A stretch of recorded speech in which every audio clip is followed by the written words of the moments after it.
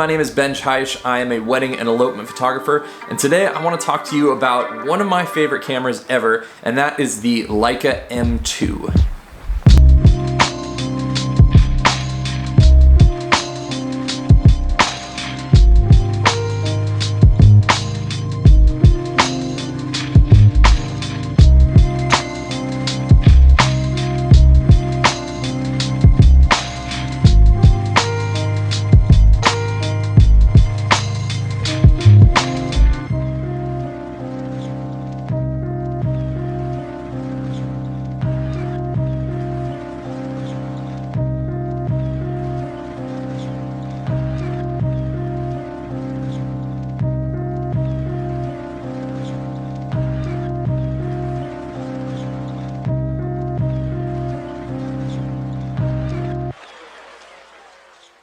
Now this is the first Leica film camera that I ever bought, and for good reason. It is one of the best Leica cameras for people to start with because it has a lot of great features, and I wouldn't say that it has an affordable price tag by any means, because you throw out the word Leica and affordable and they're usually not ever listed in the same sentence.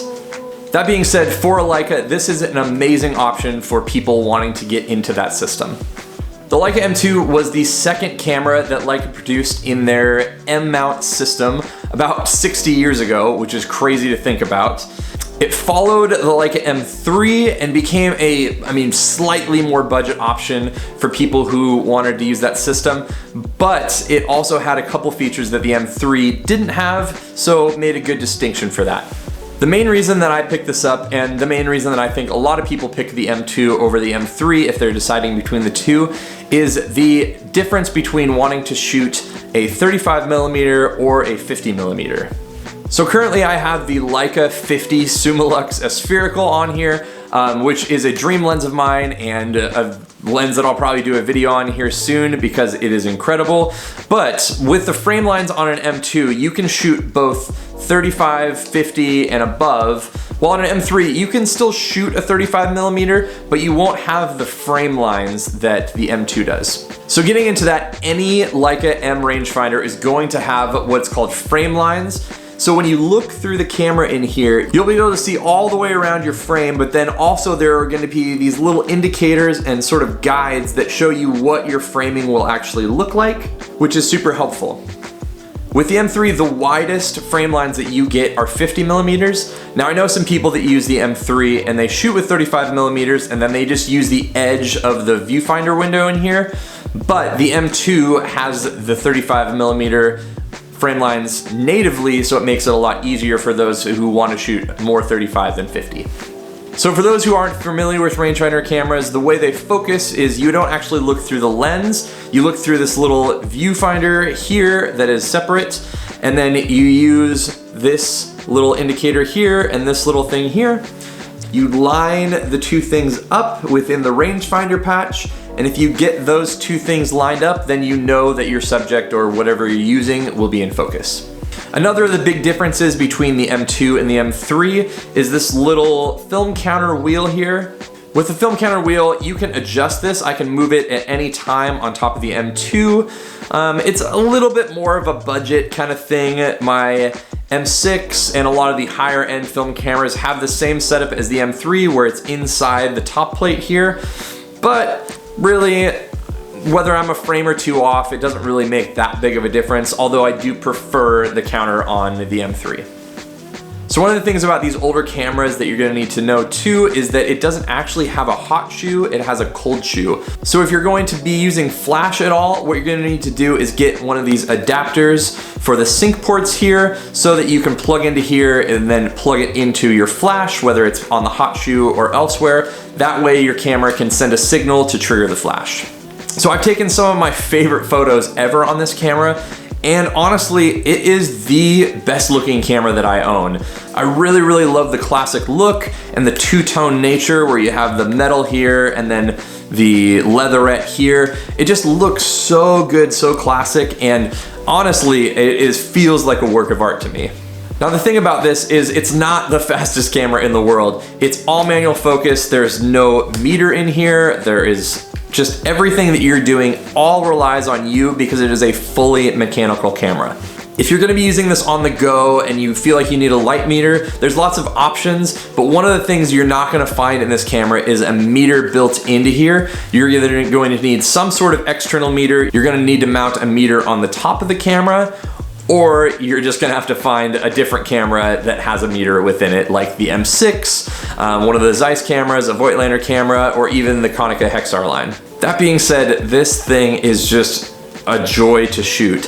There are a lot of things about this that don't really make a lot of sense in terms of how expensive it is and all sorts of stuff, but as someone who does this for a living and professionally, and it's just something that I want to use. When I see this on the shelf, anything like that, it's like almost like it calls to me, like it wants to be used. It is honestly one of the coolest pieces of gear or just items in my life that I own. I'm actually considering selling this camera right now, and as I'm holding it and looking at it, I'm really reconsidering that. So if you're looking for any excuse not to actually buy this camera other than price, I'm gonna give you a quick rundown of the things that I actually don't really like about it.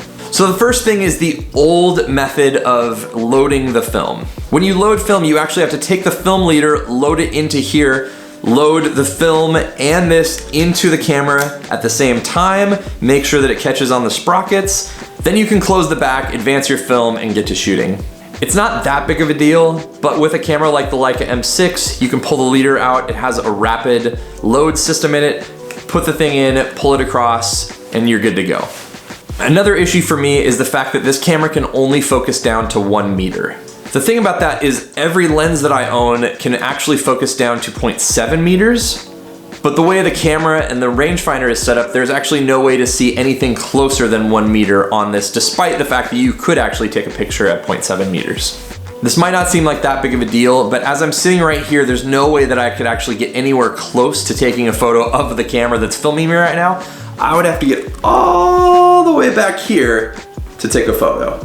And the difference between 1 meter and 0.7 meters is about a full foot. So if you're thinking about taking portraits or photos of products or things or anything like that, that extra foot of focus is actually pretty useful.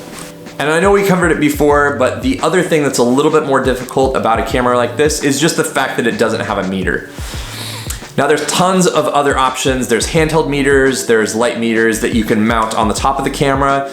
There are apps you can use, and even the Sunny 16 rule that can help you kind of guesstimate your exposure. But that being said, I'm not always either wanting to guess my exposure or pull out another meter or something like that to take a photo.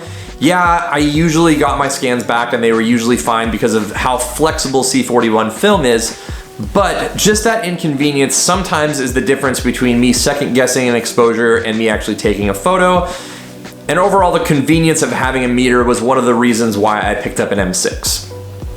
So overall, there are a ton of reasons why this camera is amazing and why it's an obvious choice for those looking to get into the Leica M mount system. Like I said, I've taken some of my favorite photos ever with this camera, including the entire set of the Ektachrome beta tests that I did. If you guys want to see that project I did for Kodak, I will link it in the card above, as well as in the description below if you want to check that out. But honestly, you can't really go wrong either starting or ending with the Leica M2 if you are looking to get into or continue with the Leica M system. So thanks so much for watching. There are going to be a ton more videos coming on this channel soon. So if you are into photography, into photo gear, into Leica stuff, there are most likely going to be a lot of stuff for you on this channel coming up. And if you enjoyed this video, please consider subscribing, like this video, leave me a comment, tell me if I'm an idiot or if this camera really is all that it's cracked up to be. And then thanks again, and I'll see you on the next one. Peace.